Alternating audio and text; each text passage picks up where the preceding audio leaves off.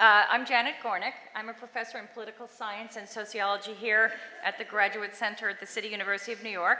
And I'm also the director of the Luxembourg Income Studies Center, which is known as the List Center.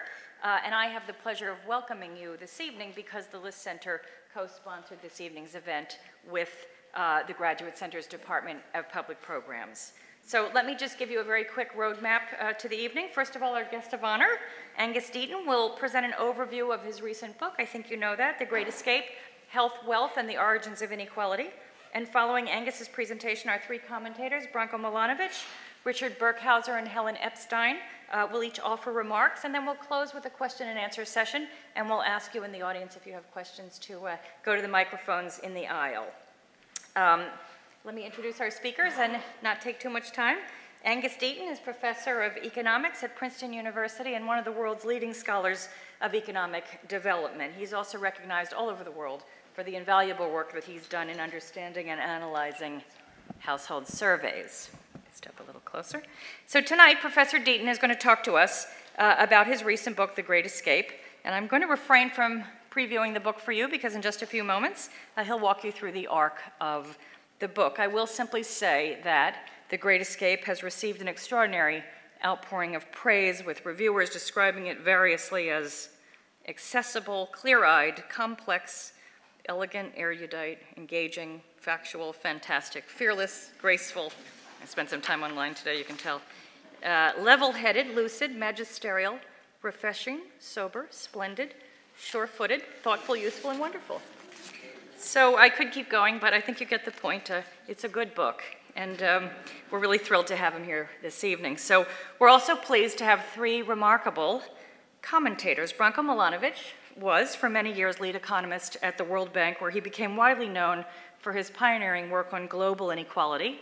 And his most recent book, The Haves and Have-Nots, A Brief and Idiosyncratic History of Global Inequality, has been translated into 7 languages and was selected by The Globalist as the 2011 Book of the Year, no doubt because it combines conceptual clarity, extensive data analysis, and masterful storytelling.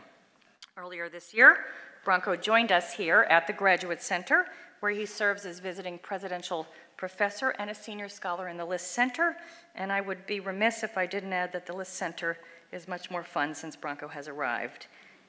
Richard Berkhauser is the Sarah Gibson Blanding Professor of Policy Analysis at Cornell University, and his research focuses on public policies and how they affect the economic behavior and the well-being of vulnerable populations, including older persons, people with disabilities, and low-income households, and his many articles on these topics have been published in diverse and interdisciplinary journals, cross-cutting demography and economics, gerontology, and public policy. I think it's fair to say that Rich has never shied away from challenging what is sometimes understood to be the prevailing wisdom, and maybe he'll do that this evening. I actually have no idea, we'll see. Helen Epstein is a freelance writer and visiting professor at Bard College, and her widely praised book, The Invisible Cure, Why We're Losing the Fight Against AIDS in Africa, was published in 2008. She writes frequently for the New York Review of Books and other publications, and she's served as a consultant on public health for UNICEF, the World Bank, and Human Rights Watch. So without further ado, let me turn the podium over to our speaker. Angus, welcome. Welcome to the Graduate Center. Do you want me to turn this microphone on? It's on. Okay. Thank you very much, Janet. I'd never thought of assembling adjectives like that before. It's a terrific idea, and it'll be on my website tomorrow. Does rather sound like a modern restaurant menu where every dish is qualified by 50 or 60 adjectives to tell you what's in the dish. Let me not do that and talk about The Great Escape. What I refer to in the book as The Great Escape are a series of episodes of human progress that have taken place mostly over the last 250 years, which has taken mankind from destitution, ill health, and premature mortality to the long life and material living standards that many of us enjoy today, perhaps certainly a large part of the world enjoys today, but certainly not all of it. I'm going to talk today about those two things. I'm going to talk about money, I'm going to talk about economic growth, and I'm going to talk about income inequality. But I also want to talk about health, and I want to knit together the stories of health and income, which is what most of the book is about. The fact that I don't have much to say about other things doesn't mean they're not very, very important. And here's just some of the things so I can pay sort of lip service to them at the beginning. There's now much more democracy around the world than has ever been true in history. And even in places that are not very democratic, there's much better governance in many countries in the world. Steven Pinker, I used to say in his latest book, but I think it's his latest book but one, has a wonderful description of the historical reductions in violence that have taken place around the world. And the fact that most of us don't get up in the morning worrying about a spear coming between our shoulder blades when we step outside our house. Whereas for much of human history, that was a real concern for people on a daily basis. He also talks about the general lack of discrimination between various historically despised groups that has diminished in much of the world over time. There have also been huge increases in education around the world, and in recent years, particularly for girls having been left behind in much of the world. That's an enormously welcome development. And I also believe there have been increases in life evaluation, what is sometimes loosely called happiness, but these are measures of how people think their lives are going, and I think there's pretty good evidence that those have been increasing over time too. So the world really is a much better place than it used to be, but as we'll see, there are exceptions. Now, many of these episodes only allowed some to escape, leaving many others behind. So that there's this trivial point, really, I'm not making any deep point here, that if there's an episode of progress, it typically favors some and leaves others behind. That's not a bad thing. The world has gotten to be better. But it also does create gaps between those who moved away and those who've been left behind. So in this sense, progress is an engine of inequality. And this book is about these episodes and what we should think about the inequality that results. Now, inequality is quite recently in the United States acquired a sort of salience that it has not had in the United States for many, many years, perhaps for 100 years or so. I remember when I first came, I'm British, and when I first came to America 30 years ago, people would say, come and give a talk, what would you like to talk about? And I'll say, I'm going to talk about inequality. And they said, don't talk about that. You know, no one is interested in inequality at all. And I think politicians got very little traction out of talking about inequality, and that seems to have changed very recently until it's become a major topic of debate. To me, that's enormously welcome and long overdue, but it's interesting that it's only been there for a long time. And it's polarized people so that you'll get people on the right saying inequality is not so bad, maybe it's more of a good thing than a bad thing, and many of the other of us who worry about it and people who denounce it as an unmitigated bad.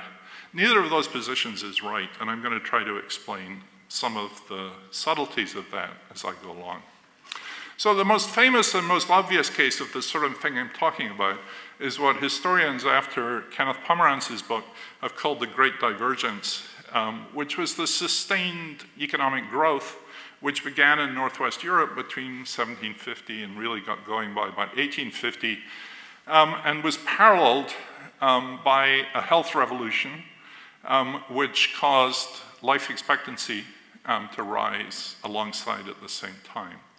So in terms of both health and wealth, these countries pulled away from the other countries in the world starting in the middle of the 18th century.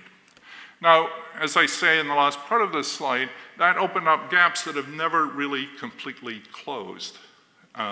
Many of the gaps that we see in the world today between Africa and Europe, or between Asia and North America, those are gaps that opened up in the 18th century and have never really closed. And it's not even clear that on a country-by-country basis, those gaps are even closing today. There really is a lack of obvious convergence in per capita incomes of countries all around the world. The personal distribution of income around the world is somewhat different, and if I get time, I'll talk about that or answer questions about that at the end. What I should say is that's a much harder thing to measure, and we're not entirely clear as to what's going on there. When I first learned about the Industrial Revolution as a student in Cambridge in the 1960s, we thought and were taught that this decrease in poverty, this economic growth that had taken place in Britain during the Industrial Revolution was the first time in history that that had ever really happened. It turns out that much of that was simply because people had not looked very hard elsewhere, and history was very Eurocentric, or the history that we read was very Eurocentric. And modern scholarship has shown that there were enormous periods of prosperity in various places around the world historically, in China, for instance, in the 11th century, in the 15th century, in Bengal, in Africa even, and that the distinguishing features of those episodes had not been that there'd never been any prosperity before, but that it had never lasted. It had never been sustained in the way that modern economic growth has been sustained for the last 250 years or so. There's a lot to be learned for studying those episodes and why they did not go on. One of my favorite ones is what happened to Admiral Hay, who set out from China to explore in enormous ships that are about the size of modern aircraft carriers. And he had 8 of them, and they were heavily armed, and they blew everything away in front of them. They went down the east coast of Africa. They could have conquered the whole world. But when they went back to China, and we're talking about the early 15th century here, this is 80 years before Columbus, and if you see a picture of one of his ships next to the Santa Maria, it's like a mosquito up against an aircraft carrier, the mosquito being the Santa Maria, the aircraft carrier being the Chinese ships.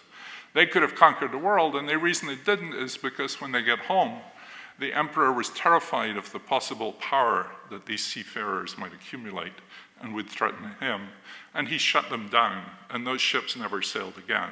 I mean, they rotted in their docks. And that opportunity, maybe it wouldn't have been so great for the rest of us, was set back. And that's the story of inequality.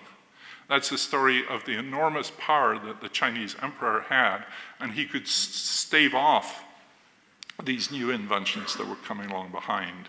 And that's one of the themes I'm going to talk about tonight, which is this sense of extreme inequality can be incredibly dangerous for choking off the possibilities of future economic growth. Let me go back to health and talk about what happened in the middle of the 18th century. There was this rise in life expectancy, which, as I said, took Britain away from the rest of the world, but it also led to inequality within Britain. And let me show you some of the pictures. This is one of my all-time favorite graphs. This picture shows life expectancy for the general population in England from before 1550 until after 1850. These data were assembled by a team led by Tony Wrigley in Cambridge, and they come from going to parish churches and looking in the registers and looking at all the registers of births and deaths and trying to figure out how long people lived on average. The thing that's amazing about this picture is that over 300 years, there's amazingly little progress during this period. If you chop off periods, you can perhaps see some trends that look for the better. But mostly, the thing that's really amazing here is the enormous variability of this picture. And what you're seeing, of course, is the tails of epidemics. So these enormous epidemics could come along and reduce life expectancy by 20 years in a single year or over a year or two, whether it's smallpox or it's the plague. And this was against a background of very low life expectancy to start with. This curve rarely goes above 40, and in bad years it's down near 20, which is sort of the life expectancy that it was in ancient Rome. Now, demographer sociologist called Bernard Harris had the wonderful idea of saying, well, what about the aristocrats? How did they do?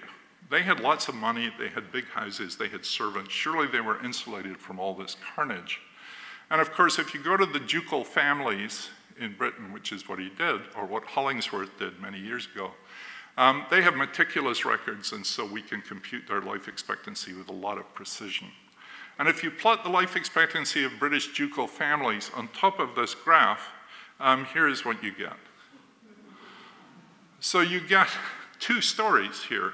One is up until about 1750, nothing. If anything, they're slightly behind. I'm not sure that's something we should pay attention to. But there's all that power, all these grand houses, all those servants living in Downton Abbey, if you like, really didn't do very much of course, this is long before Downton Abbey. Didn't do very much to keep people alive, and especially kids, because much of this low life expectancy is coming from children dying in infancy or childhood. They're dying of smallpox, which almost everybody got. They're dying of diarrheal diseases. They're dying of pneumonia, of the things that kids around the world still die of today. And being a Duke didn't help you protect your kids. But clearly, after 1750, something happened. And you've got this enormous increase, and by 1850, you have something like a modern gap between the top and bottom of society, of a 20-year gap in life expectancy. And that's still there. Though actually where I come from in Scotland, there is no gap between the aristocracy and the ordinary people. Apparently the aristocrats behave and live just as badly as the ordinary people in Scotland. In England, however, nowadays there really is a gap. So why did this happen? Well, we don't know for sure, but by far the most convincing episode concerns smallpox. Smallpox was something that almost everybody got, especially in cities, or as a child. And some people came through that and had lifetime immunity, and other people died. Or there were epidemics which came to cities where there hadn't been smallpox, or towns for a long time. So the big story here was the introduction from Turkey originally to Britain of variolation for smallpox. Now, variolation is not vaccination. Vaccination was discovered only by Jenner in 1799. So you're half a century too early for it to be vaccination. Variolation is the procedure where you take someone who's got smallpox, you use a lancet to remove some of the material from the pustules, and then you rub it under the skin of a healthy person. You give them a mild, you hope, dose of smallpox, and they get lifetime immunity. That technique was completely unknown in Britain in 1700. Was brought to Britain by the wife of the Turkish ambassador who'd observed it being used in Istanbul. She persuaded King George I to allow his grandchildren to be variolated, who survived and did not die of smallpox. There's a side story there, of course. The king was not easily persuaded, and he decided that he would try it out on some powerless people first. So he took some condemned prisoners, tried it out on them, and he took a bunch of children from the streets who were apparently didn't belong to anyone and were thought to be worthless, and they were variolated too. And none of them died, thank goodness, and so the king did it. If any of you have ever had contact with human subjects committees, you will know that the two groups you're not allowed to go anywhere near are prisoners and children. Or at least you can do it, but you've got to fill out about 200 pages of questionnaire before you get anywhere near it. Now, of course, if you're the King of England in 1720, it's not such a big deal. Another story about this is interesting, is George Washington variolated all of the army in the War of Independence. And he knew about variolation and used it to inoculate his soldiers. And how did it come to America? Well, it came across the Middle Passage on the slave ships by enslaved Africans who'd been practicing variolation for hundreds and perhaps thousands of years. And the story of how this spread through Britain and spread through America at the end of the 18th century is a story of how smallpox was really fought back. And And a lot of it had gone away. It had spread to the common people even before vaccination came along. And vaccination was much better because you didn't get the risk of getting a full-blown smallpox case. Here's a bunch of other things. Quinine in this same period came to the West from Peru. Hollywood came from the Caribbean. Ipecac, which we still use that term, came from the Caribbean. And the story I like about this is that we think of health innovations as starting in the rich countries and spreading out to the poor, the periphery of the world. But in the 18th century, they were coming in very much the opposite direction. Now, all of these innovations were benevolent. When they first started, very expensive. The doctors who controlled variolation charged huge sums of money for it, which is why the dukes got it first, and why it spread very slowly, but eventually got cheaper to the general population.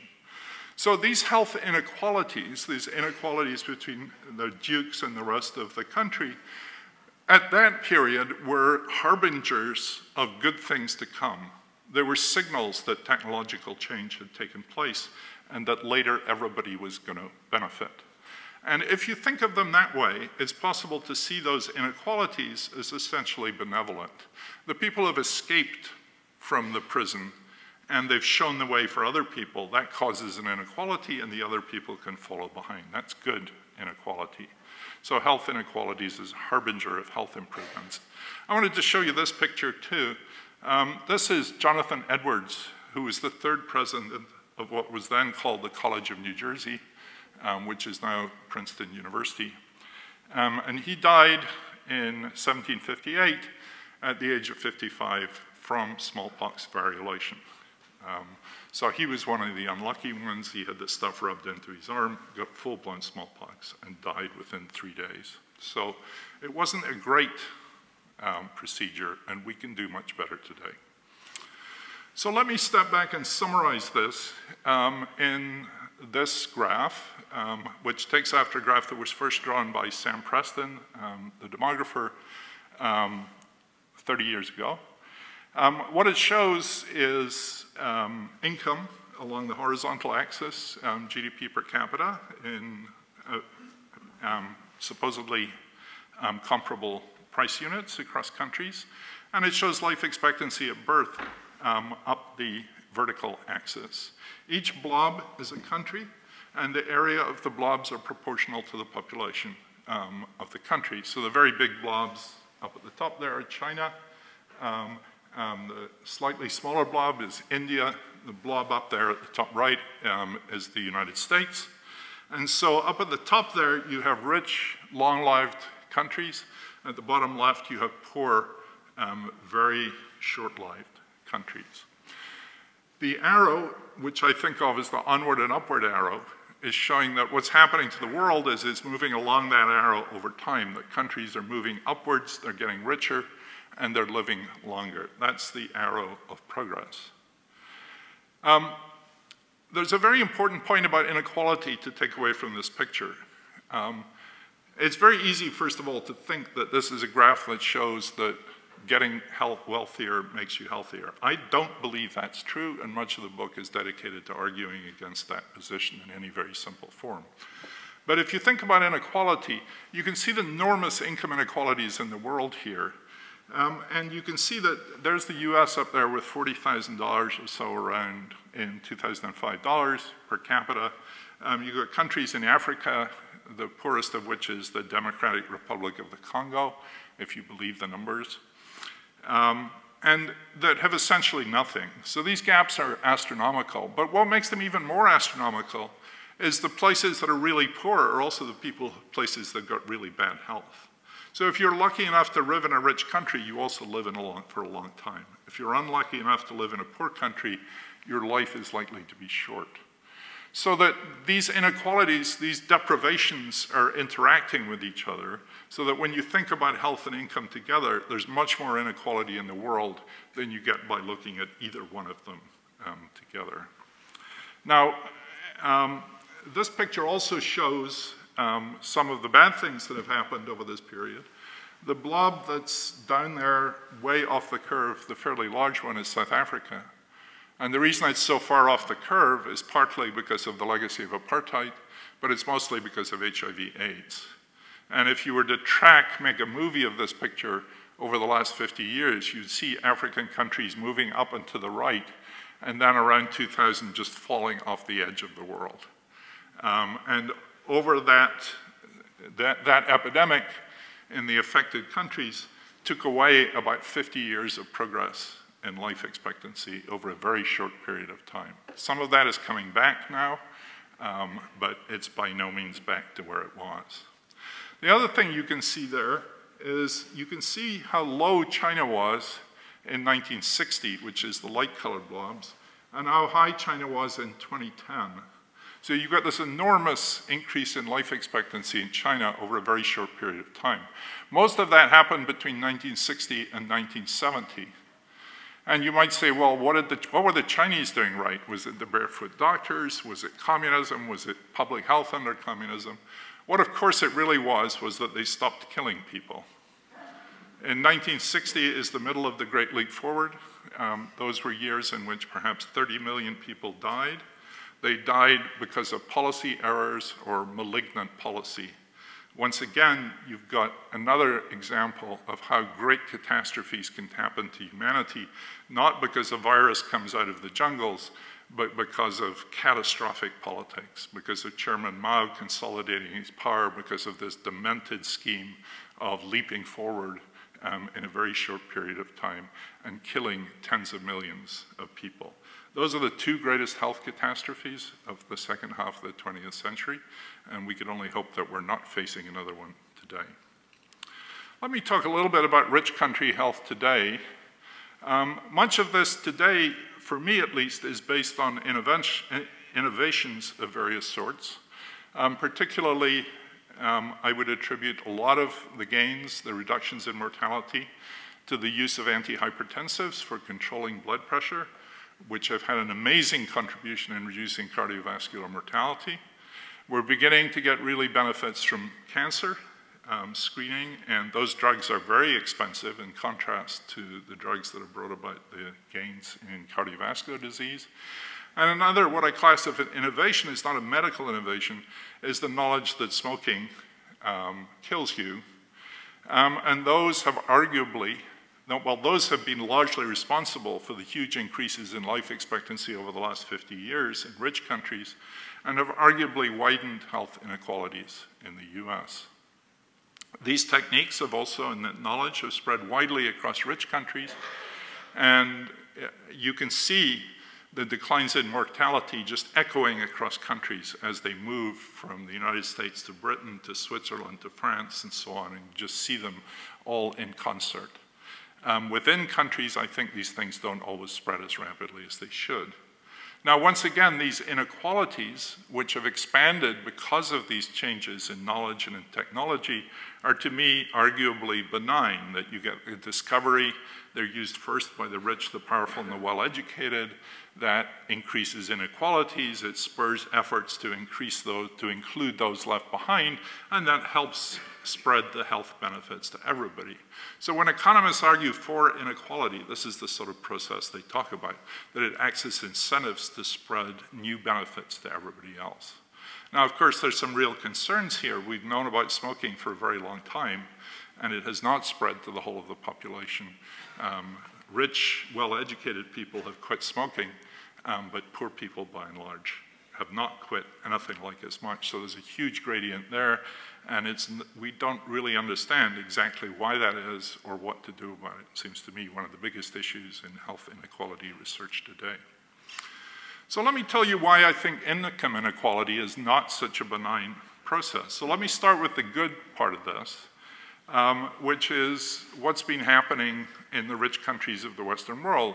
We still have some economic growth, though if you plot it decade by decade, you're shaving a few points off it every decade so that that growth is getting slower, even before the Great Recession. You got expanding inequality, which seems to be happening ever faster and happening even in countries that were previously immune. Now again, if you ask economists why this might be good, they'll talk about some of the positive things. They talk about skill-biased technical progress, the fact that education is much more important than it used to be, that the world requires the skills that you get from a good education and pays them more than it used to do. That has caused a good deal of inequality. It's been powered up by various demographic changes, but at the same time, it's provided the incentives for other people to do well too. It's telling people to go to college, to get educated, and for a long time, that actually happened. And this is spreading the benefits of these original innovations down through the population. But of course, it always leaves some people behind. There are people who don't want to go to school, or are not capable of getting an education, or not getting the right sort of education. And those gaps will open up permanently for them. Now, there are all sorts of problems to this story, but let me leave that story for the minute as it is. And if you thought that was all that was going on, I think it would be possible to view it relatively benignly, like the health innovations. So why is it that most of us are, or at least some of us, are very, very concerned?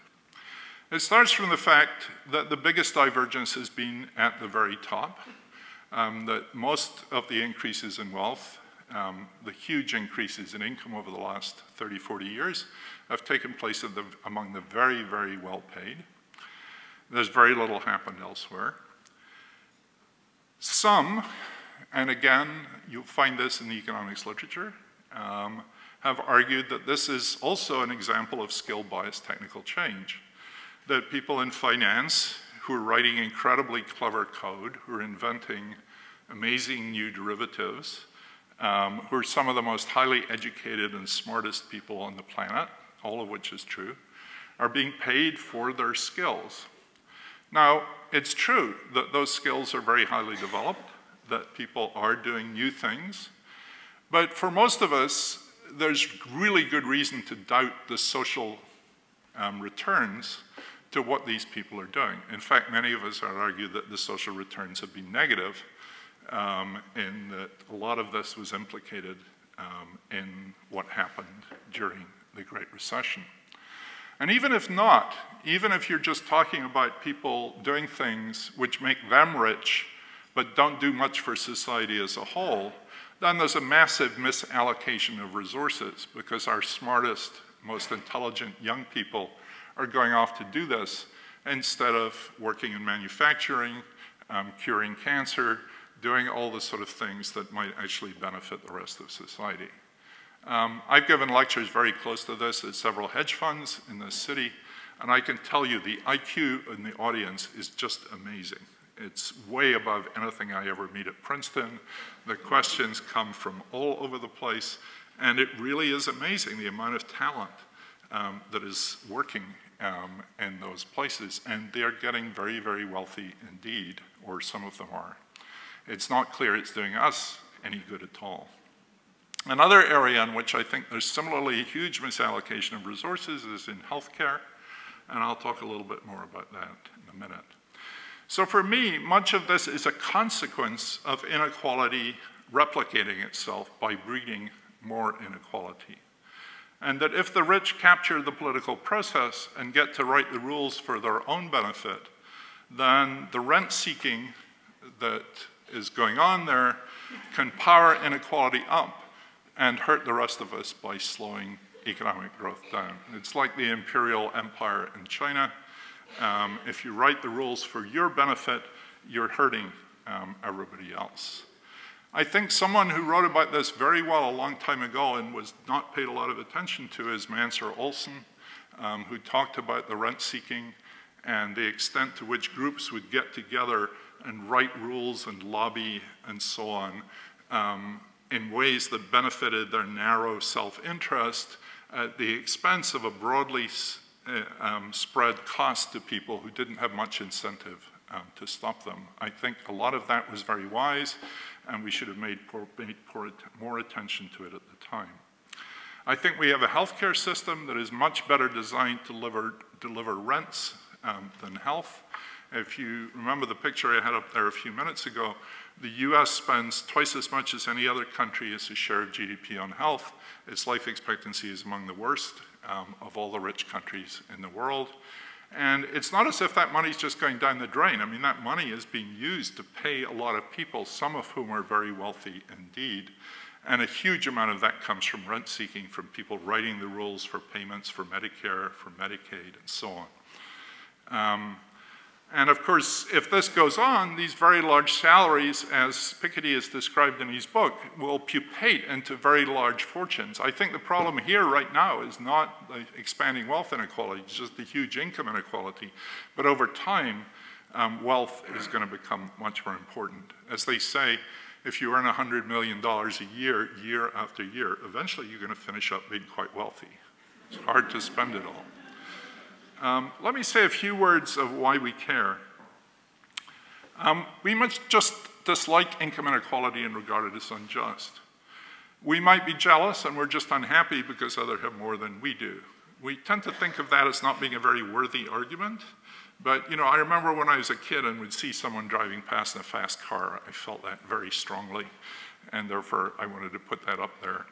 There's a standard prioritarian argument that the marginal utility of money is essentially nothing when you're very wealthy, and it's very high when you're very poor, and we should redistribute. And I think that's the argument that Piketty focuses on in his book. But for me, the great concern is that economists think about this wrong, I think. I think they think about it much too narrowly. And they tend to think if some people get rich and no one else's income is hurt, that's an improvement in the world. It's what they call the Pareto criterion. And I don't think that applies in this case, because the Pareto criterion is supposed to apply to well-being, not to income. So if some people get very rich and they use their income to undermine my welfare in other dimensions, for instance, by hurting the healthcare system, or undermining public education, or undermining democracy and my participation in democracy, then that is not a Pareto improvement. My income may not have gone down, but my well-being has gone down. And that, I think, to me, is the crucial argument. That's what I really worry about. What I really worry about is the politics of this, and that income inequality will turn into political inequality in a way that would be disastrous for all of us. I don't think that's inevitable yet. I think we're at considerable risk of that, but I think it may be beaten off in the end, and it can be beaten off by political action. We can do things to help that not happen. Let me conclude with 2 minutes on global inequalities. As I said when I talked about the Preston picture, the biggest inequalities in the world are not within countries, they're between countries. These huge gaps in life expectancy and income.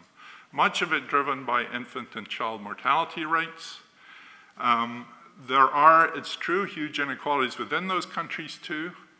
But even beyond children dying, in India, where I work a lot of the time, more than half of all children are severely malnourished. They're more than 2 standard deviations off their growth charts in terms of skinniness and height. They're just not getting enough to eat. They're not fed properly. They're not growing to their genetic potential. These kids are not suffering from exotic diseases. I mean, we've seen very much in the last few days the great threats from Ebola and exotic diseases, but these kids are dying mostly of diarrheal disease. They're dying of pneumonia. They're dying of things they could have been vaccinated from, and things that we've known how to fix for 100 years. So it seems to me that given that we know how to fix these things, given these inequalities are sort of they are avoidable in some very obvious way, then there's a clear ethical obligation to assist. Now, for me, I think that large inflows of foreign aid into countries, especially in Africa, and especially in countries where an enormous share of the government budget is coming from abroad, undermines any real contract between the government and the people, and in the end, undermines development and makes it impossible. So I argue for these things up the top, which you could count as global public goods. We could do more to research the diseases of the poor. Michael Kramer at Harvard has worked hard on advanced purchase commitments, which are commitments to buy a vaccine that has not yet been developed. There are all sorts of trade reforms like cotton subsidies. I don't think, it's very notable that many of the countries that give the most aid are also the countries that are selling the most arms around the world. I don't understand how those two things are compatible. But my argument is for doing those things and not for the large aid flows. And this slide, which I don't really have time to go through, the main argument here is just that very large aid flows undermine any contract between a government and its own citizens. And you can see this happening over and over again in Africa, that the leaders basically have to please the donors because they're getting everything from the donors. They're not raising anything from their own people at all, either through direct or indirect taxes. And that it's the failure of government that characterizes much of what is going on in the worst countries in the world. And if you've been reading the newspapers about Ebola, for instance, the big problem in the countries in Guinea and Sierra Leone where Ebola has struck is the complete lack of government capacity to do anything about it. And that's not easily remedied by money, though maybe it can be, and we'll see. Let me finish by just saying, what about aid for health? And I wanted to make a bow here to Helen Epstein, who's sitting here. Would one wish to really hold back on aid for health? And this is a really hard argument. And millions of people in Africa and elsewhere today are alive on antiretroviral therapy who would otherwise be dead. There are about 10 million people, more than 10 million people worldwide who are getting those drugs now, compared with 1 million a decade ago. And most of that is paid for by PEPFAR, the President's Emergency Plan, and by the Global Fund, which is also heavily supported by the US. So those people are alive who would otherwise be dead, and that is a huge moral argument in favor of this aid. And it must not be discounted. There's no question about that.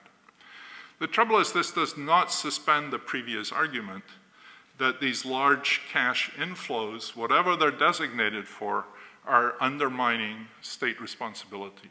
That's still going on.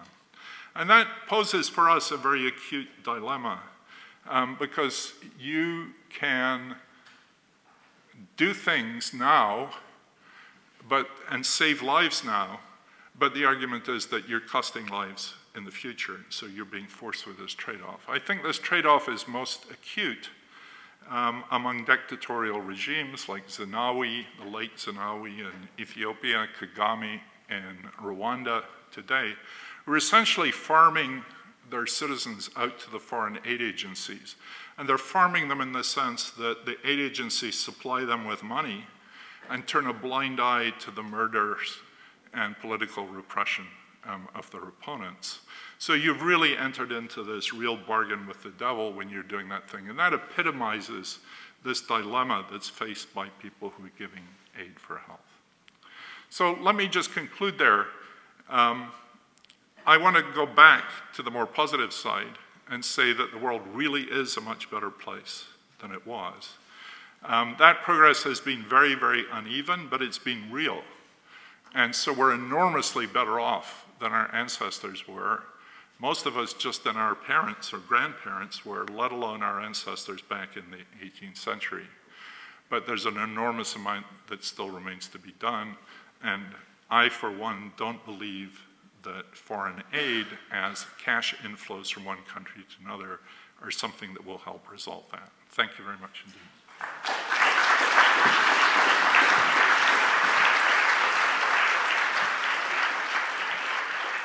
Well, I'm actually very pleased to be discussing Angus's book. I read Angus's book actually when it was still in draft form, and I enjoyed it tremendously. I think actually, let me just say a few words about the book. Actually, Angus presented it extremely well today. For example, there are many sort of how should I say, nuggets, beautiful parts. For example, the one about Pareto. I never thought actually, because of course economists tend to think of Pareto in one dimension. They think about Pareto within incomes. Perhaps people who work on health might think about that within health, but really combining health, democracy, inequality, actually multidimensionally, is something that I think it's the first time that I read it was in Angus's book. Now, as you can see also, it is a book about a big topic, and that's probably the biggest topic in the last 2 or 3 centuries, is the fact that some countries and people have become richer and wealthier. They have escaped from misery and malady.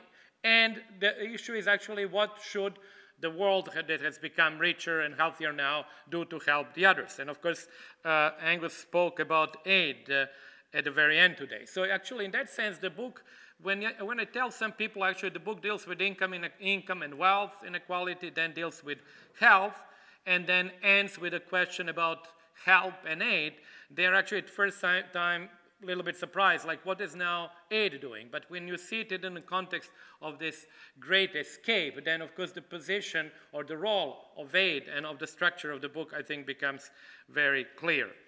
I also like the fact that Angus, in a couple of sentences in the book, does not take that progress for granted. Actually, there was, of course, a period of 2 centuries when you look at the graph using Madison's numbers about GDP per capita, where you see this exponential curve.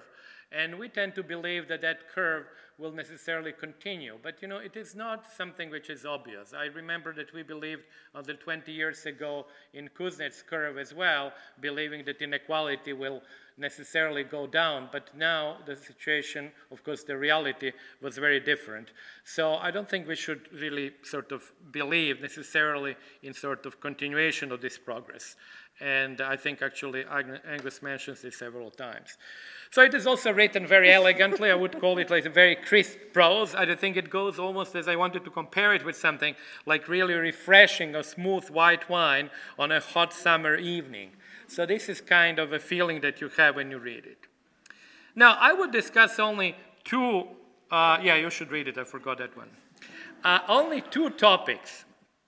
The first one which attracted my attention is that actually about money or income buying greater life satisfaction and longer lives. Particularly the first one about greater life satisfaction is a maybe somewhat controversial point, because as you have seen in the literature, there is this argument called the Esterlin paradox that basically over the long term increase in income really does not result in greater life satisfaction or happiness. And the second issue is, I would like to say a few words actually dissenting from Angus's view about aid from rich to poor countries. So in both cases, what I find actually interesting is that you can look at the same of these 2 issues. You can look at actually across the countries, as Angus does in most of his book, is basically comparing the averages in the countries. So basically you take GDP per capita, you say what is life expectancy in that country. But of course we have always to keep in mind, and I'll show you some graphs, always keep in mind that within that dot that we show, that Angus showed before, you have a sort of a gradient. In other words, there is the mean for the country, which shows the US average health or life expectancy or life satisfaction. But within it, you have, of course, rich people with much higher life expectancy and poor people with a much lower. So basically, each of these dots needs to be squeezed out. So we can actually then look at that across individuals within countries, but we can even look at that globally. And then it raises issues like the following one. If you take an American at the same income level as a Nigerian, and choose an income level, whether it is high or low, or median, is he going to be more satisfied with his or her life or less than an equivalent person in a different country? And what would be his life satisfaction? Which then, of course, leads to many issues in terms of health. Maybe that he would be better off because of the general better conditions in the US, for public health, for example. But then in life satisfaction, maybe he or she would be worse off precisely because he is comparing or she is comparing their income to the mean of the nation, and that makes them unhappy if they are relatively poor within the United States, even if broadly or globally they are not as badly off. So Deaton, of course, deals mostly with this country, within inter-country comparisons, as you have seen in the graph. But as I said, one should keep also that in mind that within each country you have these comparisons, and then on top of that you can actually put it all worldwide. Now let me do the sort of look at first about money buying better life and health. There is something very similar between these two things, actually. I'm not going to read all of what I wrote today, but actually between this graph, which shows you on the horizontal axis national income or GDP per capita per person, and on the vertical axis life expectancy in the countries. So you see obviously an upward sloping line, as you have seen it also in the graph that we have seen before. Now look at this one. It's very similar. It's actually, again, GDP per capita on the horizontal axis, and on the vertical axis, you have life satisfaction. I'm sorry, is it the other way around? Sorry, this is life evaluation of life satisfaction, upward sloping, very similar graph with life expectancy. Now, the trick here is this is expressed on the horizontal axis in logs. So a given percentage increase in income, let's suppose 10% increase in average income, buys you about the same, like 1 point increase in life expectancy, or it buys you 2 years, or maybe 1 point increase in life satisfaction, or 2 or 3 years in life expectancy. So the issue is that actually percentage-wise, these gains are the same.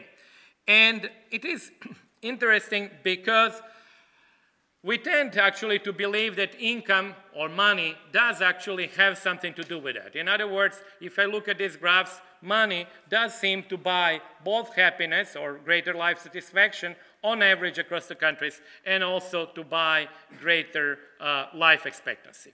So to paraphrase actually a German, I think, Minister of Finance, I believe in the 1920s, who said that for price stability, that price stability is not everything, but without price stability, everything is nothing.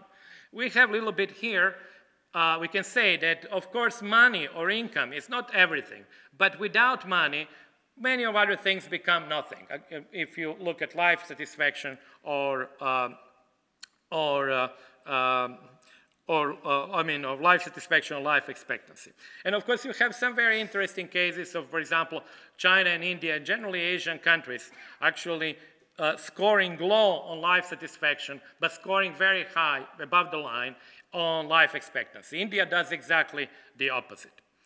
So now, as I said, what I would like to see, and actually I've seen it for education, I would like to see it in a global framework where each of these dots would be actually sort of broken into its own lines, and then you would have really, for each of the countries, you would have upward sloping lines across the entire graph, and that would give you both inequality between the countries and within the countries, and then you would be actually able to look at that globally.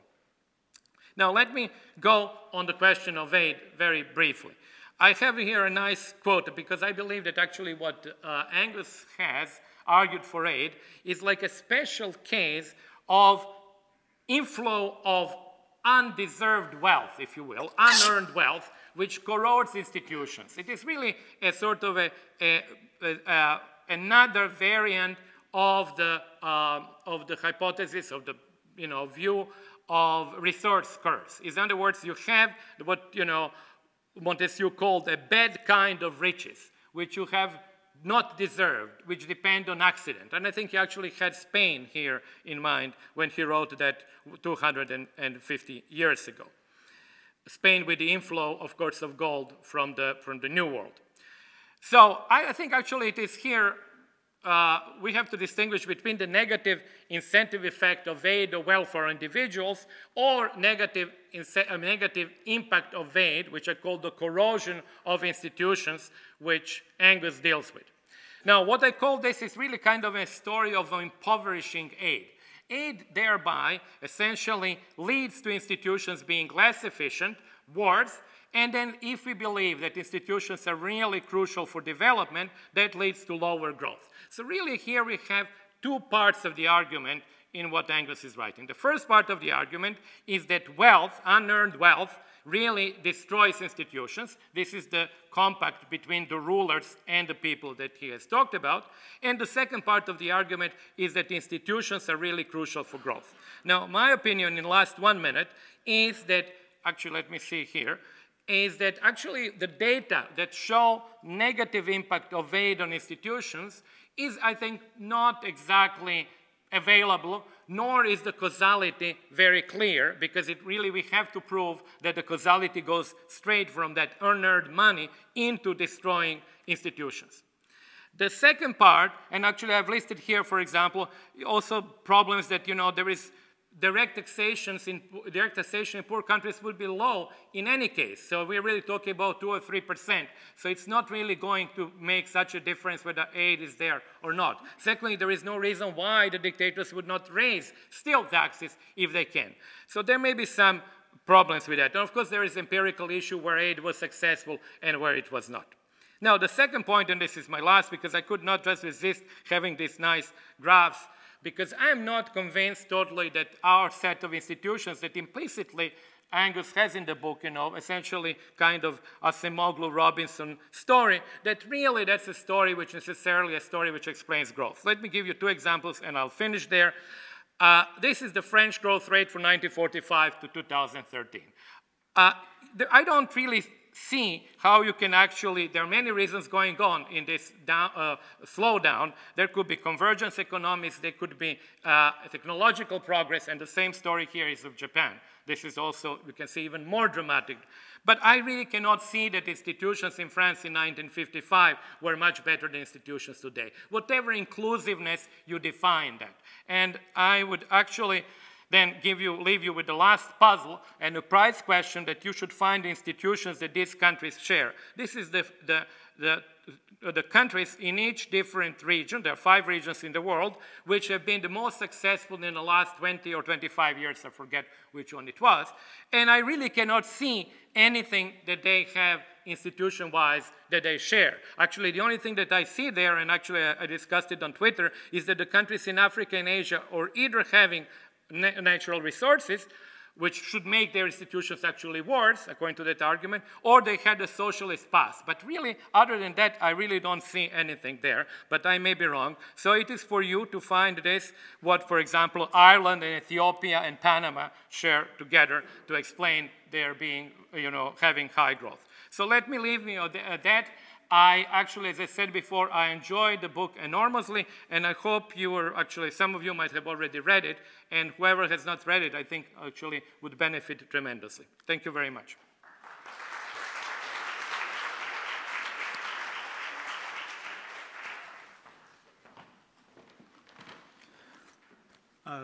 Thank you. As a veteran of NIA proposals and a reviewer of those proposals, I'm used to writing a first paragraph mentioning the importance of the topic and the many insights of the proposal, but then spending the rest of the time detailing its many weaknesses. This is typically my style as a commenter or a commenter on a paper or a book. However, I'd be hard-pressed to mention all the things I liked about this book in the 10 minutes that I've been allotted. Instead, while reading it, I wished that Angus had asked me to write one of those one-paragraph testimonials on his back cover. So here's what I would have written, Angus, had you asked me. This book once again demonstrates Deaton's ability to deconstruct a statistic showing its strengths and weaknesses as a policy success marker, and taking the reader through the implicit as well as explicit assumptions that underlie its creation. As a result, this book is an excellent introduction into the relationship between overall improvements in living standards and health and their dispersion within and across countries. But, like the best introductory books, it also serves as a prophylactic against hubris for even the most sophisticated users of the data who are tempted to push that data beyond its capacity to answer policy questions. And that's what's so exciting about this book. It's sort of like Rocky and Bullwinkle. I don't know whether you saw that as a kid, but I enjoyed it as a kid, but enjoyed it much more when I got a little bit older and understood all the jokes in it. So this is a book that gets better as you understand more of the problems that are related to actually developing a thesis, finding the data that can test that thesis, and then convincingly demonstrate that the thesis is correct. Too many of us, in the effort to make a point that we care strongly about, will push the data too far, and it's good that we have people like Angus around to pull us back. I was hooked on this this book from the preface, mainly because Angus talks about the Great Escape and talks about his forefathers and how they did this through moving from being farmers to steel workers in Yorkshire, and then to finally getting to Edinburgh, Scotland, where Angus started on his academic ascendancy. And it really connected to my life story also, that my great-grandfather in 1870, Valentine Burkhauser, left Bavaria to drive a team of horses pulling a beer truck in Baltimore, and he lived in a German ghetto back there in 1870. But that decision 75 years ago, before I was born in 1945, was a real game changer for me and for my children, one of whom I named, even though she's a girl, Susan Valentine Burkhauser. I had 4 girls. I could never name that guy a Valentine, but the Valentine name continues in my life. Branko's mentioned some of the insights of this book. I was actually going to talk exactly about the happiness literature that he talked about, and Angus's really insight in arguing why thinking about happiness is really talking about an emotion, and you really want to talk about self-assessment measures of happiness rather than emotional notions of how happy do you feel. Also, another nice one that I liked was his demonstration that the use of purchasing power parity, changes in that have more effect on poverty than you would imagine could possibly be possible. And recognizing when you see blips in the data, you either got a major thing that happened out there in the world, or somebody changed the way that the data is collected. And too often it's the latter rather than the former, as I tell many of my graduate students who come up with a Nobel Prize winning finding in the data. So what I'm going to do, because I have to say something critical, is to actually suggest that where I was let down by Angus is I don't think Angus was as tough as he should have been on a literature that he doesn't spend much time on, namely the income inequality literature in the United States. He's much more an international sort of guy. So he, like many, probably most of the people in this audience, take it for granted that in fact the data that's out there on income inequality, particularly the Piketty and Sayers stuff, comes directly from Mount Sinai to Piketty and Sayers to you, the consumers of that data, without some potential problems with the use of that data. So let me at least try to be a little bit like Angus, and my mother always said, always take things with a pinch of salt. So let me try and put a little salt on Piketty and Sayers' wings. If you want to read that, this is something that Angus says and he's really talked about this in his view that income inequality has dramatically increased, and most especially, as you see in red, in some countries, the United States among them, people in the middle of the distribution are no better off than they were than were their parents. I think that's probably not the case. Let me show you that this is actually data from, and I can't see that, it's so small. I think I see, let me look over here. Okay, so this is real median pre-tax post-transfer income in the United States as measured by the Census Bureau. And what you see is that median income, in fact, has increased from 1967 through business peaks and troughs over time, so that we've had a movement from about $44,000 in real terms in 2013 up through 3 business cycles up to the year 2000. We were up at $57,000. We then had a pretty weak business cycle, so that median income actually was below, in 2007, was below what it was in 2000. And then we've had the Great Recession, which is in red. The happy news is that little green thing shows that finally by 2013, median income finally has increased. But what about income inequality? If you look at these measures, they're things that I've been working on. This thing in blue is the Gini coefficient, which has increased over time.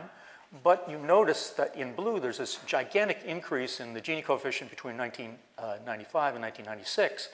I was asked by the Census Bureau to look into their internal data and see what was going on with income inequality. And what we found was that that increase in the public use data was caused by a movement up of the top coding and a movement to cell means, a complicated thing. But the point is that when you look at the internal data, you see that that pop-up happened in 1992 and 1993. So what happened? Did income inequality really increase that great between 92 and 93? No, it didn't. We went to a Cappy-Caddy system of capturing people's esoteric income, namely the income of top income people. We were able to capture that income more effectively, and that led to an increase in income inequality, a confusion between an ability to capture income and a real change in the world. Okay, so what do we have in the Piketty and Sayers numbers? These are, by the way, this is a very important paper published in 2003. It changed the way we think about income inequality and its movement all the way back to 1913. It is a spectacular paper, but what is it saying? It's saying, let's look at market income, that is, the income that is taxed in the United States, and let's see what share of the income held by the top 1% of potential tax units, what share of that total taxable market income is held by the top 1% of tax units. And we do two things. We look at it without capital gains and with capital gains. Angus in his book uses the with capital gains numbers. I'm going to argue that's probably a mistake because, and I'll get into it in a minute, but I'm going to focus first on the without capital gains increase. And what you notice here is one of those little blips. Did the world really get that worse in terms of the share of income held by the top income people between 1986 and 1988? I'm looking to see how many old timers there are in the audience like me who were alive and actually paying taxes in 86 and 88. What happened in 1986 and 1988, between 86 and 88, is the Reagan tax revolution. He reduced, and Bill Bradley helped him do it, reduced the personal marginal income tax on personal income below the corporate income tax for the first time in history. So suddenly doctors and lawyers who were making profits that weren't captured in the tax records because they were doing it as corporate income rather than personal income started paying that tax. That explains most of that increase. All right, so let's go further with this and let's talk about something that seems benign. Piketty and Sayers actually always talking about top incomes, but they're really talking about market income. So I want to very quickly go through this. Piketty and Sayers are talking about market income. They look at private cash market income. That means they don't count government cash transfers. They don't consider what the government actually does in terms of taxing higher income people and giving that money to lower income people through transfers. That's what the Census Bureau does, and those are the numbers that I showed you before. I wrote a paper showing that income inequality hadn't increased very much since 1993, which is what that first paper showed. I couldn't get it published because people said this can't possibly be consistent with Piketty and Sayers. You have to do something to show that your numbers are consistent with those. So this is what I've done in some other papers. This third thing looks at what the Census Bureau does and what I do, and we include health insurance as well as taxes and transfers, include health insurance and other in-kind transfers, and the CBO does all this, but they also include capital gains. So here's the big story, and I really only have 2 minutes, so I'm going to just milk this for all it's worth. If you look at Piketty and Sayers and look at what happened between 1979 and 2007 and only look at market income, the bottom quintile's income, the mean income fell by 33%. The middle quintile's income over the entire period fell by 33%. Middle quintile, stagnation of the middle only increased by 2.2%, and the top 5% got 37.9% of the income.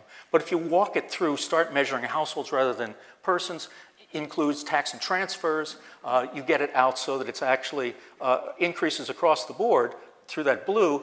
The top income still gets more, 68%, but there's still economic growth through all of those periods. If you then look at realized capital gains, you see that's the big difference between our findings and the findings of the CBO.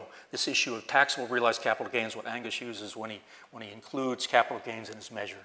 Well, there's a big difference between capital gains, realized taxable gains, and accrued capital gains. if the value of housing goes down by 50%, as Angus mentions, in 2008, that's a real loss to you. That's an accrued loss. You didn't realize it, but it affects your well-being.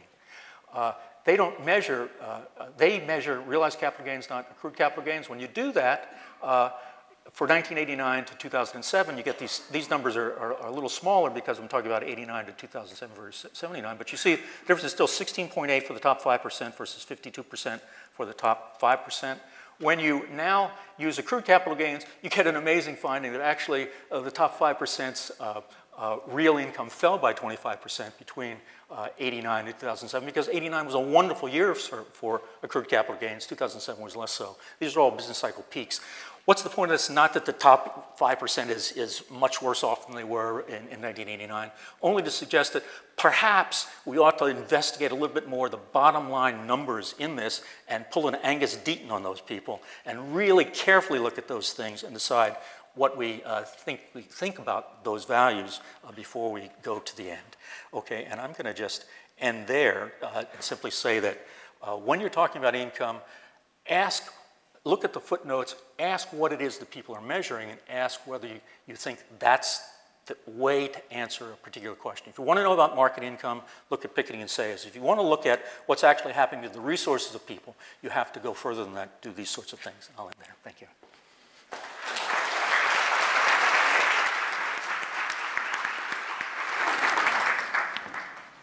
Angus's wonderful book could not come at a more important time. For hundreds of years, human life with fits and starts seemed to be improving, but now our problems, from climate change to the fragile global economy to the fact that a new war seems to break out every day, loom very large. In order to know what's gone wrong and to help those still left behind, we need to remember how we got here, and Angus helps us do that. I'm going to talk about the last section in more detail on the problems with foreign aid that he very ably points out, because it's something I think about a great deal. While he may not have evaluated every program and project that's ever been carried out in the development field, his assessment that foreign aid may often do more harm than good by weakening the social contract, fostering corruption, and undermining the institutions that are crucial for sustained economic and social development, corroborates what I and others have seen all too often in Africa.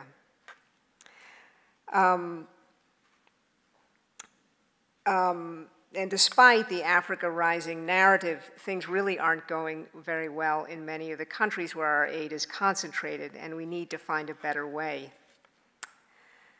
By preceding his discussion of aid with the whole story of the growth of the West, Angus takes a huge running start at this very complex question. His suggestions are important and provocative, and I'd like to discuss them and also add to them just for the sake of argument. So what does Angus say? His prescriptions, which he listed very briefly in his talk, one of them, which I found very interesting, is actually to do nothing. As a Kenyan friend of mine told me once, referring to aid workers in general, just get the hell out. Angus then examines a number of proposals that others have put forward to make aid work better, but they don't excite him much. For example, we could avoid giving aid to odious regimes or apply other policy tests or only give aid where projects are complete. But these ideas leave us in the position of making decisions for others whose lives we don't understand. And one can envision a scenario, for example, in which countries like Ethiopia and Rwanda are rewarded are rewarded by donors for developing good healthcare systems, for example, even as their leaders refuse to submit to fair elections or allow press freedom, or even as they continue to meddle militarily in neighboring countries at the cost of millions of lives over the border. So those are the things we should think about not doing, but what should we do? Angus suggests we invest in knowledge, for example, medical research on neglected diseases. If we did, we might well have in fact, we'd very likely have an Ebola vaccine or drug right now, probably both, and that would sure solve a lot of problems. So I'm very much in agreement there. But it's important to bear in mind, as he does, that most of the unnecessary deaths in developing countries are due to lack of access to technology that's been around for decades, if not much longer. The reasons the poor don't get them is because their leaders are deaf to their own people. And research in new drugs won't solve this problem. Angus also rightly laments the unfair terms of trade that keep many African countries poor and suggests the World Bank could help do more to help those countries negotiate better deals. That's a possibility, but then one wonders why the World Bank, during the process of privatization, for example, in the 1980s and 90s, didn't do more to protect these poor countries from the legions of predatory fraudsters who looted one African country after another of their national assets.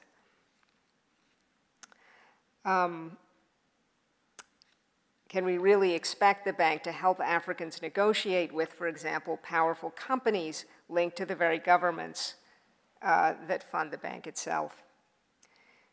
So here are two other suggestions. One is to take a really comprehensive approach to development grounded in human rights, anti-corruption, and justice. This could be led by existing groups working in this area, such as Human Rights Watch, Transparency International, Global Witness, and so on, and their local counterparts.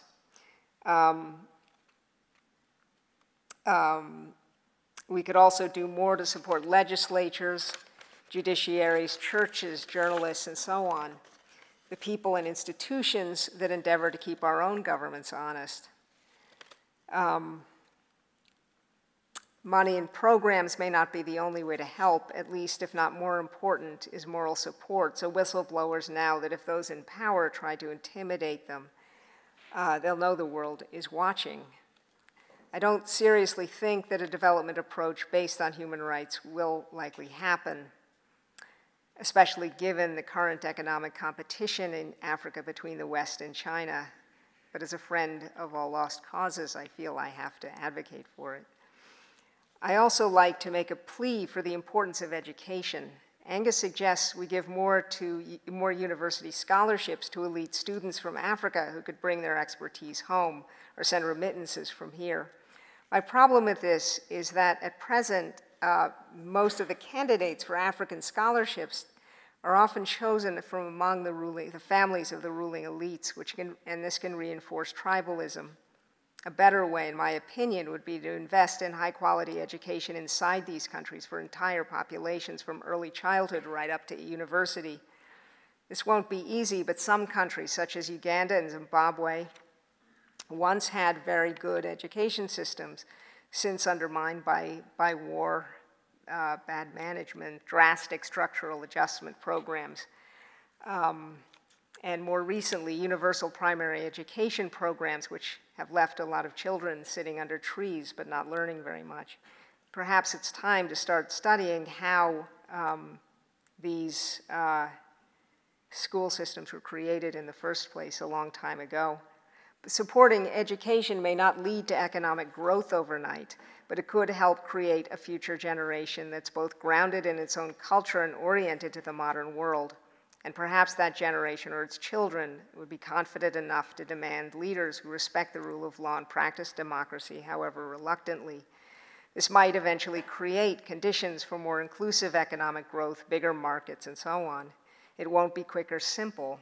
Entrenched elites don't yield easily to citizen demands, so there could be big trouble. But our own path to modernity wasn't trouble-free either, and we don't yet have another way of getting there. Supporting education will also have a great health dividend. Studies in the 1970s showed that having an educated mother is a better predictor of child survival in poor countries and access to health services or family income. It's not that girls learn to take care of babies in school. The point is that sitting in a classroom and learning about things outside of clan and tradition enables a more rational and courageous way of living, which comes in handy in a health emergency when a child has pneumonia and needs medicine fast. This sense of empowerment is also probably an overlooked element in our own public health history, going right back to the early Enlightenment, along with other technological changes, the discovery of the germ theory much later, and so on.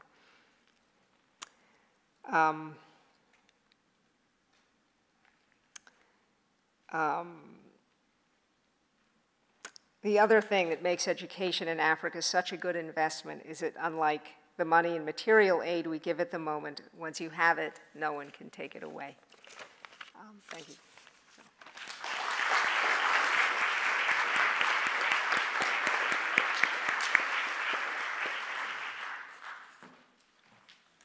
Thank you so much. Thank you. Angus, we're not going to give you a chance to respond right now because in the interest of democracy, we're going to take some questions. So we started late. We can take questions for 10 minutes. So let me invite those of you who have questions to approach the microphones. There's one here, I'm afraid, and there's one over there.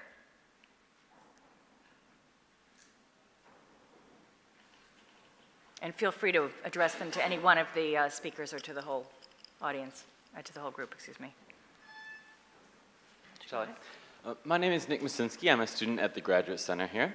And my question is if you think that aid from private foundations in the US, like the Bill and Melinda Gates Foundation, also undermine the social contract in a similar way that aid from governments does. Are you directing that to anyone in particular, or to Angus Deaton? Yeah.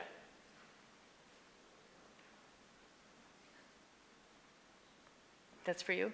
Oh, I see. You want me to answer now? I thought you wanted me to say that. The short answer is yes.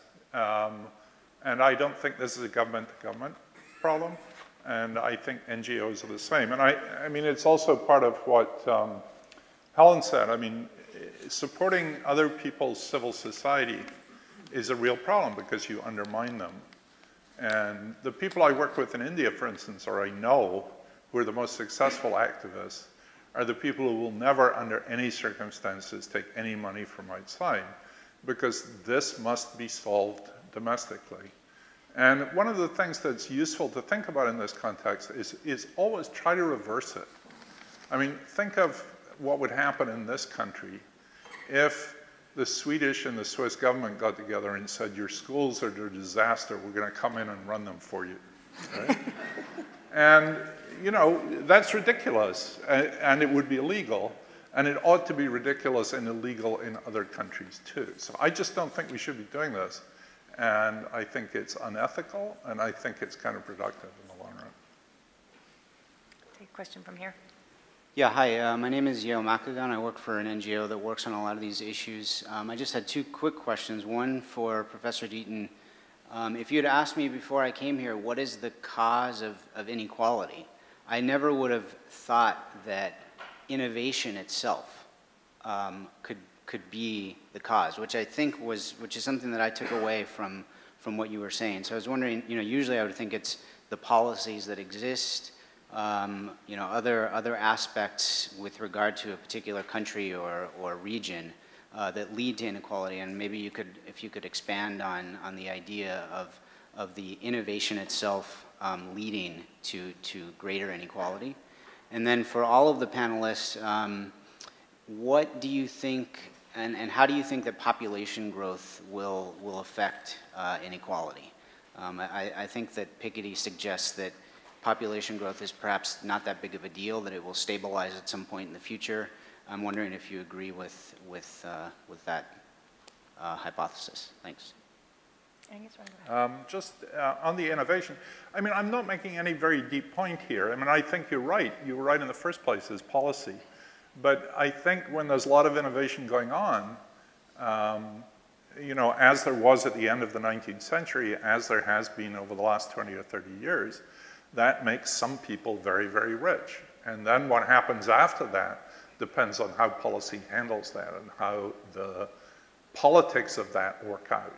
So, I mean, I think in a sense you were right in the first place, but I just see this innovation, this technological change, as a place that's driving it. But that of course, is the source of all of our gains over time as well. So we don't want to choke that off, but we do want to handle it. And I think that's the crucial question in the United States today, which is, echoes the questions that were asked in the United States 100 years ago, which is how do we handle this and these enormous fortunes that are being created, some of which was driven by innovation and globalization and other changes in the world. So I think innovation is an important source, but what happens after that is where the story really is. The last thing we want to do is choke off the innovation. So don't think of innovation as bad. I'll leave others to talk about population growth, and I don't really want to get into the details of the Piketty argument, but I mean, a lot of people think that population growth is one of the curses of the poor world, and I think that's a mistake. And a lot of what I spend time doing in the book is talking about how, you know, the population, you know, what in the 60s in the United States was called the population bomb or the population explosion, led to enormous abuse around the world, an abuse that was terribly unhelpful. I think by and large one can safely leave people to choose how many children they want to have for themselves. And I think what has happened in China is a huge violation of human rights. I think we've gotten sort of used to it and we went along with that a lot of the time, and I don't think we see the population control movement at the end of the 20th century as the great human rights catastrophe that it was. I think it's done terrible things, and I think as that'll become clearer over time. Does anyone else want to address the population So I question? just say that someone who's just read Angus's book, he does talk about this in great detail in the book. It's one of the really nice features of the book, and the discussion of the intrusion of the Chinese one-child policy and what that really gained for them compared to other countries who are having, India and other countries that are having increases in income, and leading the same sorts of things that have happened in all countries, that as income rises, kids per capita falls. It's important, I think, to bear in mind, as the questioner probably is aware, that most of the countries, perhaps all of them, where with very, very high rates of population growth, are places where women, for one reason or another, don't have, often for policy reasons, access to contraception. And so if we met that unmet need, we would not have a problem, probably, I think. So. Can I just say arithmetically, if maybe the question was not about global inequality, but global inequality was driven somewhat down over the last quarter century by growth of China. Now, if you look at the future and assume that growth of population in Africa continues at a very high rate, whereas, of course, in the rich world and China, it slows down. It has slowed down significantly. That simply means if Africa does not catch up in a very, very serious way with the rest of the world, then we would actually have a break in that tendency of a declining inequality. In other words, high population growth without high increase of per capita incomes in Africa would lead to a sort of a stop in a reduction in global inequality. Yes, Yannis Tsiligakis from the Henry George School of Social Science.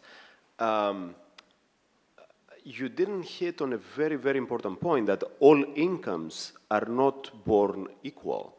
It matters how I make my income. It matters if I make it by collecting rents or if I make it by working hard. What we see is that you cannot have such gross income inequality in a capitalist system or in a labor-dominated system, you know, because then, you know, competition, you know, averages things out. And innovation and technology brings price deflation. We know that from technology. So actually, that's a good thing. Can we push you to a question? Right. So how do we solve? So it's only in the feudalist system that this inequality happens. So why don't you call our system what it really is, which is a feudalist system? And how can we tackle rent-seeking behavior, which, as we know all in New York, it's you know, our biggest like virus. Thank you. I mean, there's a lot to that question, and I don't think I can comment on all of it. But I mean, I think the way to tackle rent-seeking is through political action. And I'm a great believer in political action. I mean, I think it works. I don't know how many people have read the recent book by Dresden Sen on India, for instance. which is called something like a Faded Glory or something of the sort. And the document there, and the limited time I've worked in India myself, it's very clear that local political action, local and national political action actually works. And that it doesn't work quickly and it doesn't work evenly, but governments can be held to account. And they're being held to account, and that's providing better services. Governments are delivering more of the things that they're contracted to deliver, and it actually can be done.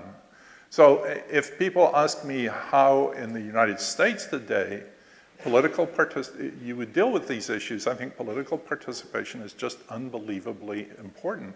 And I think a lot of the growth in inequality has come, not all of it by any manner of means, by that politics breaking down. I mean, for instance, the growth at the bottom of the number of people who cannot vote because they're immigrants, or the growth in the people who cannot vote because they're in jail, or the states in the United States that still permanently disenfranchise the people who've been convicted of a felony.